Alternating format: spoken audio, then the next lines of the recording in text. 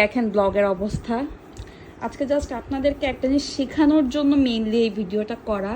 এই আব্দুর রহমান, এই তোমার এগুলো কে গুছাবে? এগুলো গুছাইতে আসো। এই ছেলে, এগুলো গুছাতে আসো। আব্দুর রহমান, এগুলো গুছাও।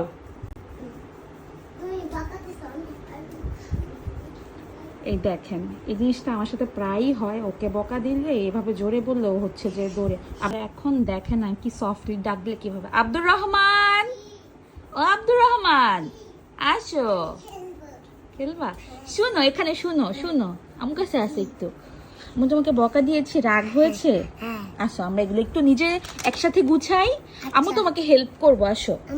হ্যাঁ মো, আর একটু পরে তোমাদের জন্য যা বড় একটা বিল্ডিং বানাবো না। হ্যাঁ তুমি আসো। এই যেগুলো এখন আমরা নিজে নিজে কিন্তু গুছাবো, ওকে?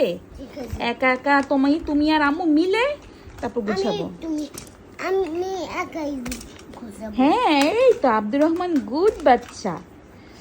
তো আপনাদেরকেই বলি, মানে এই ভিডিওটা করার মেইন রিজন হচ্ছে এটা। আমি যখন ওকে খুব রুডলি, দেখা যায় আমার মেজাজ খারাপ থাকলে খুব রুডলি আমি কোনো কিছু বললে ওটা তো ভয় পেয়ে করেই না, ও হচ্ছে আস্তে আস্তে আমার থেকে দূরে সরে যায়। আর যখন কিনা আমি খুব সফটলি বা বুঝিয়ে শুনিয়ে যে আসো এইভাবে করো ওইভাবে করো, তখন কিন্তু কাজটা খুব ইজিলি হয়ে যায়।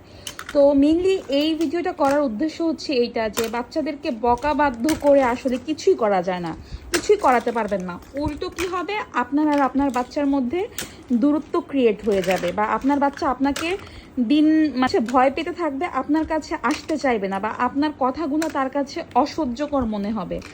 একটু সফটলি করবেন, দেখবেন যে আস্তে আস্তে প্রথম দিকে না শুনতে পারে, কিন্তু পরবর্তীতে জিনিসগুলো খুব সুন্দরলি হ্যান্ডেল হয়ে যায়। আব্দুর রহমানের ক্ষেত্রেও কিন্তু সেম। আমি যখন খুব রুডলি ওকে বলি বা খুব রাগ করে কিছু বলি, ও না কিছু করতে চায় না, উল্টো কান্নাকাটি করে বা চলে যায়, বা খুব বেশি আমার কাছে আসতে চায় না, ঘেসতে চায় না। কিন্তু যখন কিনা এই যে সফটলি আদর করে বলি, দেখেন এতক্ষণ কিন্তু ও খেলনাগুলো বলছে গুছাবে না, দৌড়ে চলে গেছে। এখন মাশাআল্লাহ দেখেন নিজে নিজে যে সফটলি বললাম, এরকমই সফটলি বললে দৌড়ে এসে যায়। এখন দেখেন সবগুলা খেলনা ও আস্তে আস্তে করে নিজে নিজে ঢুকিয়ে ফেলতেছে। তো এইভাবে আসলে হ্যান্ডেল করা উচিত। বুঝি আমার ক্ষেত্রেও মাঝে মধ্যে এরকম হয়। বুঝি নাই কি মা? ও তখন পারছিল না তাই গুছাও নাই, এখন তাই গুছাচ্ছ? আচ্ছা ঠিক আছে। তো মাঝে মধ্যে আমার ক্ষেত্রে এরকম হয় যে সবসময় সফটলি হ্যান্ডেল করা হয় না, খুব রুড হয়ে যাই। তো মাঝে মধ্যে চিন্তা করি, বাচ্চা আর আমরা তো সেম না, বাচ্চার মেন্টালিটি আর আমাদের মায়েদের মেন্টালিটি তো সেম না।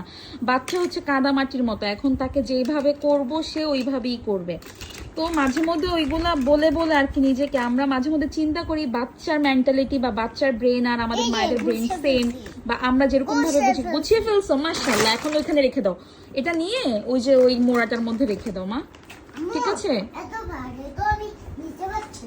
এই পারবা, আস্তে আস্তেই পেরে যাবা।